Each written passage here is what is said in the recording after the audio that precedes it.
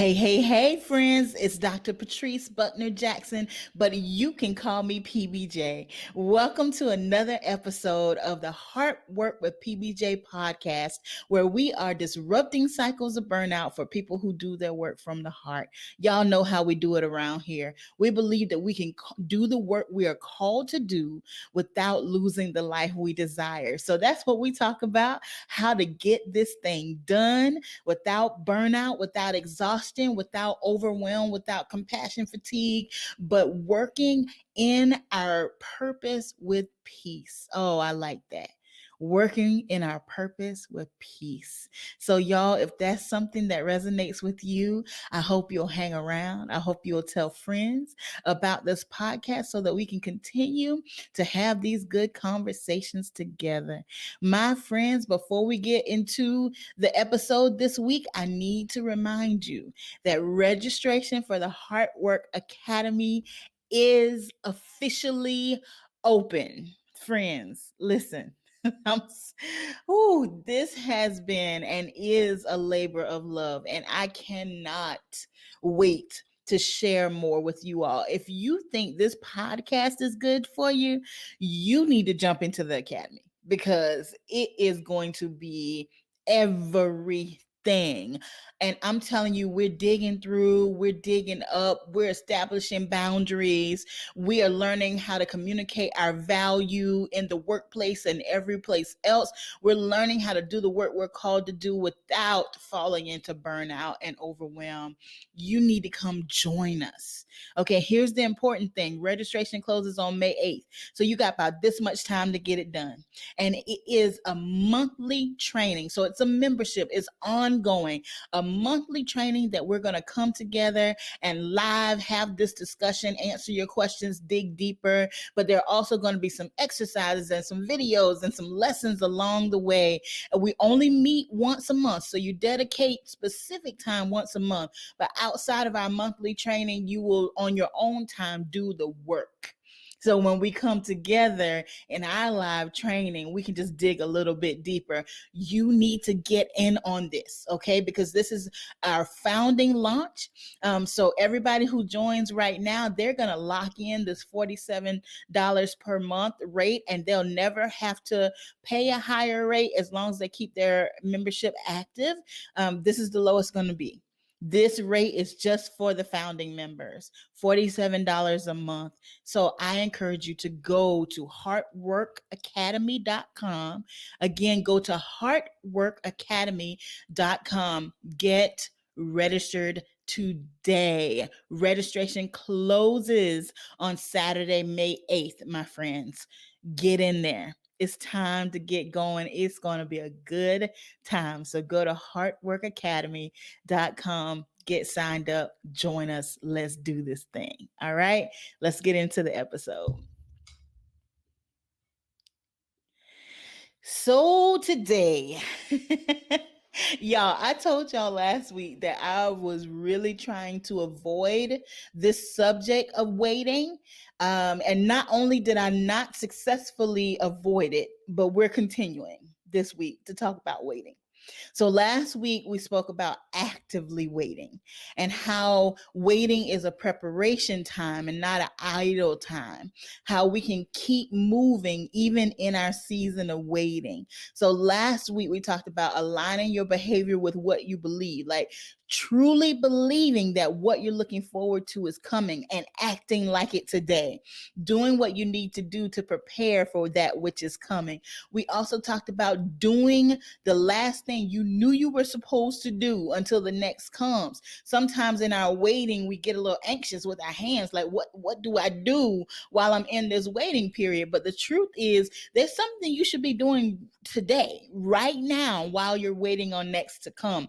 So keep doing what you know you're supposed to do until the next comes. And then the last thing we talked about is put your blinders on. Stop looking to the right or the left. Stop looking for somebody to co-sign or a person to say, yes, go do that. That's a good idea. And it's a bonus that if you get that, but sometimes you won't get that. Sometimes you'll just know in your gut. Sometimes you'll just know in your spirit what you're supposed to be doing. And that's enough for you to go do it. Okay. So that's how we actively wait.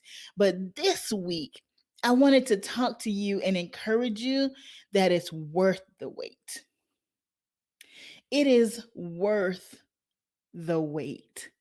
I have to tell you that in our wedding and in our marriage, worth the wait has been a theme for us. And I'll tell you how that got started. So when Rev J and I were dating, I remember specifically we were having a conversation about, our future and kind of what led us to the point of finding each other and the different things that we've been through. We'll tell y'all about some of that because he has a story to tell. We'll tell y'all about some of that one day. But we were having this conversation about what led us to where we were. And as he was sharing, my response back to him was, well, I promise you it was worth the wait. And when I said that, his eyes got as big as golf balls. And it was almost like he lost his breath for a moment. And I got a little nervous. I didn't understand what I had said or what was wrong. I didn't understand what was happening. And when he took a moment to collect himself, he shared with me that a close family member, when he was going through one of his valley seasons, a close family member told him that it's coming. And when it comes, it will be worth the wait. So when I said that out of my mouth, not having any knowledge of that conversation, when I said that, it connected those moments for him. And honestly, he may tell it differently, but I think that was the moment that he made his mind up that I would be his wife and we were doing this. So that became a foundation for us. Literally, the theme of our wedding was worth the wait. And since our wedding, there have been different things that we have waited on and waited through, and we continue to refer to each other, but also those seasons as worth the wait. Because now we know what waiting will bring. And from my perspective, I told you all last week, I just didn't know if it would happen for me for many different reasons. I was almost, my faith was waning. I felt like I had waited too long. But I'm here to tell you, I couldn't write this love story if I tried. I couldn't write it this good. One piece, I talk to y'all about my baby girl all the time, but one piece that confirmed all this for me before we got married is my baby girl. Of course, she has a mama. She has a beautiful mama, and I'm grateful for her mom who supports our relationship and encourages us to be close because that's important. So I'm grateful to her. But my baby daughter looks just like me. When we take pictures, we look like sisters. There is no blood between us. I didn't carry her. I met her when she was 12 years old. If you're watching the visual podcast, I'll pop in a picture here. But that's a part of my testimony that this was all meant to be. I couldn't make it up. If I tried, I couldn't write it. If I tried, it was not what I thought my story was going to be. But it is the perfect story for me. So today I want to talk to you about the wait being worth it. Worth the wait. We live in a day and age that we don't have to wait for a whole lot. We don't have to wait to go to a movie on Friday night. You can turn on your TV or your laptop or your phone and watch a movie anytime you get ready. We don't have to wait for hours for a meal to be ready because you can have food, fresh, hot food delivered to your door in 30 minutes or less just by ordering it from your phone. We have these meal delivery services now that bring you don't even have to go to the grocery store. Everything that you need from the meal is in the box. Y'all know what I'm talking about. It's all in the box, and there are instructions that will get that meal ready for you in 30 minutes or less. And while no shade on any of these conveniences, I enjoy them very much. So, no shade on the conveniences. But the challenge with conveniences is we no longer know how to wait, and we no longer place value on having to wait. So, what we find ourselves doing is when something is taking longer than we think it should take, then we want to manipulate the circumstances and turn it into what we want it to be when we want it to be it. And that, my friends, is detrimental. So, I want to encourage you today not just to actively wait, but I want you to know that it is worth the wait. It's worth the wait. So when I thought about our talk today, and what I would share with you about it being worth the wait, the scripture came to mind. It's a very, very familiar scripture. Isaiah 40:31 came to mind. But they that wait upon the Lord will renew their strength. They shall mount up with wings as eagles. They shall run and not be weary, and they shall walk and not faint. We repeat this in the church over and over and over and over and over. And it's one of those scriptures that we can just sing and say, but sometimes it's really hard to live.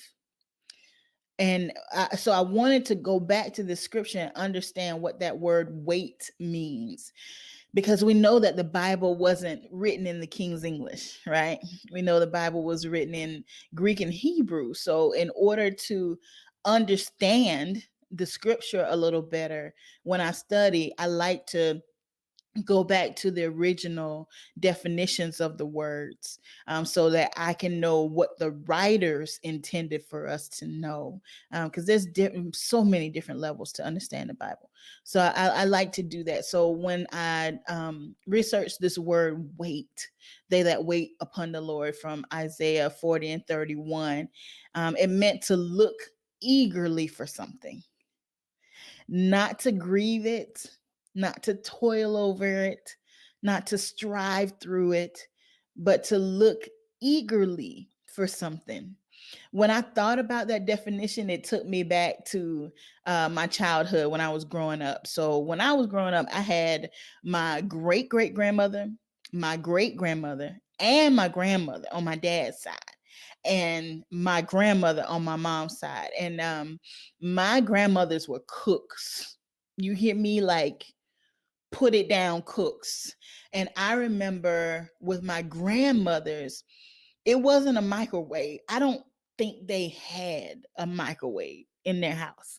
I don't know that they had a microwave. I never had a microwave meal from my grandmother's. Even the heating up of the food it happened on the stove. Okay.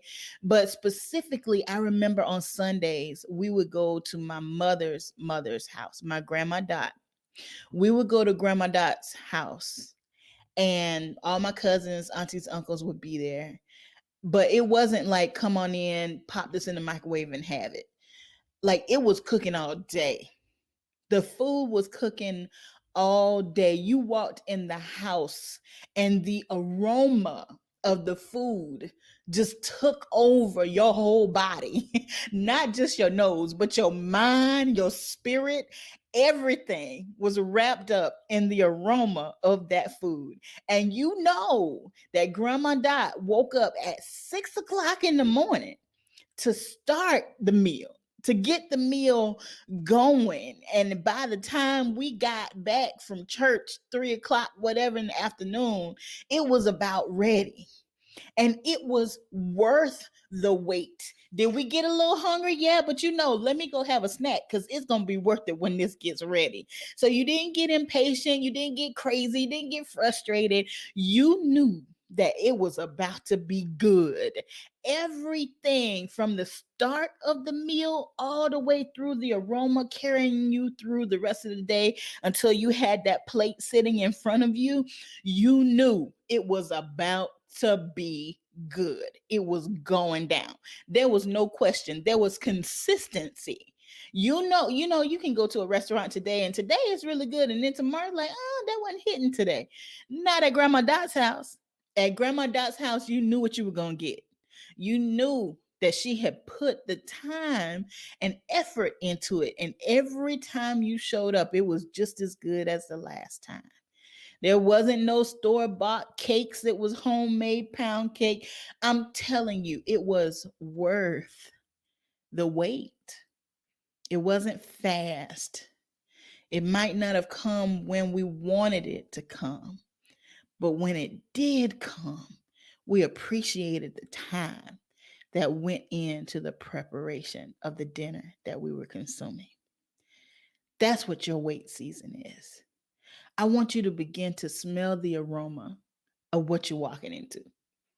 I want you to begin to think about and put yourself in that place. Where are you sitting? What are you wearing? Who's around you? What are the words in the room? Begin to put your body in that place. Begin to think about how you are going to feel when you are standing or sitting right in the middle of that blessing. And I want you to allow that experience, that connection with what you are waiting on to carry you through this waiting season. And instead of being frustrated by the wait, instead of being angry with the wait, instead of being tired in the wait, I want to encourage you to build your excitement. Build your excitement for what you know is coming your way. Build your excitement for what you have worked for. Build your excitement for what you have longed for. Build your excitement for what you deserve, or more than what you deserve. Build your excitement for what's coming your way. Savor it before it shows up. Know that it's on the way and act like it. It is worth the wait. It is worth the wait. I'm going to give you 2 reasons of why you should wait, and then I'm going to let you go today. Number 1, the reason why you should wait is because when you don't, and you try to manipulate your circumstances to make them into something that they're not, or you try to rush a season that you're not ready for, you find yourself in the midst of striving. You find yourself in a fight. You find yourself in a struggle. You don't have peace. You can't sleep. None of the pieces are coming together. No matter what you do, if you are giving your best effort and those pieces are not coming together, maybe you need to stop for a minute and reconsider. Maybe there's a different plan, or if not a different plan, maybe there's a different time for the current plan. So you can be doing a good thing in the wrong season. You can be doing a good thing at the wrong time. And the striving and the wrestle and the hustle, it takes everything out of you. And then when your season arrives, you have nothing left. But when you wait, when you do everything in the right season and in the right time, you can do it with ease and with excellence. You can keep your peace and walk in your season at the same time. So I encourage you, avoid striving, avoid the fight. And I'm not saying that whatever you're walking in is going to be easy. We're not talking about easy, okay? We're not talking about an easy button, snap your fingers and there it is. That's not what we're talking about, because faith without works is dead. We know that. So you're going to have to do something. But what you have to do and what it costs you to do it will be different according to if you wait or if you force. If you force, it's still not going to be what you want it to be and what you deserve, and you will have spent, or it would have cost you more than you're willing to spend. So it's worth it to wait. The second reason that I want to encourage you to wait is because your perspective will be different. Your perspective will be different. You know, if we refer back to our marriage, before we got married, you know, everybody gives you advice. A lot of people give you advice, and I'm grateful for the advice. I'm grateful for people who loved us enough to talk to us and share their experiences. But it's interesting that A lot of the experiences that people shared with us, we didn't go through it the same way. And when I look back at it, a lot of the people who were sharing with us got married very young. And there's nothing wrong with that because those marriages are enduring and they are good marriages over 20 years now. But the challenge is those people had to grow up together. They had to find their own identity while they were finding their identity in marriage. So the challenges they had were different than the challenges we had. Not that it's been, just easy peasy every day, but it's been quite a good marriage. There's been very, very little tough days between the two of us. There's been tough days, but it hasn't been about the two of us. It's been about life. Um, but those who had to grow up together had more of those internal tussles and struggles because they had to grow up together. When we met, we knew ourselves. We had a strong grasp on who we are, what we wanted, what we brought to the table, and that allowed us to come together in a more seamless way. And even when we do have a tussle or disagreement or a tough conversation, it's easier for us to manage, I believe. I'll talk about me. It's easier for me to manage because I remember what it was like to be without him.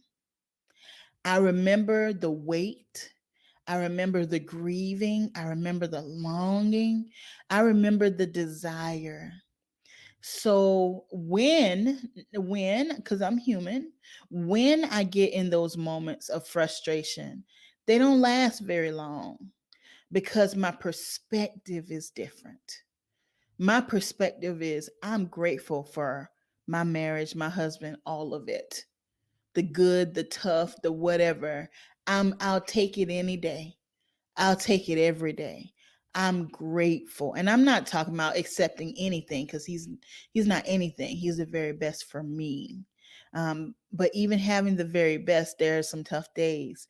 But even in those tough days, they don't last long because my perspective is because of my weight. This is important to me. I honor it. I cherish it. And I'm not going to allow an opinion or my desire to be right or an attitude or miscommunication or any of that to disrupt what I waited so long for. So, waiting fixes your perspective.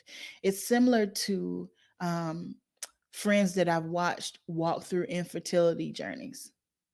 When they are blessed with their babies, it doesn't mean that the newborn struggle is different, right? Babies still cry, babies still don't sleep. You still have to feed, you still have to do diapers, you still have to deal with sick babies and take them to the doctor and take days off. And you still have to do all the newborn things, you still have to do all the toddler things. So none of that is different. The only difference is the perspective. When you had to wait on it, when you had to pray for it and long for it, your perspective is different. You can lose sleep and still be at peace. You can do all the things. And I'm not saying you don't have your moments. Everybody's human. You have your moments, but those moments don't last long because your perspective is I prayed for this.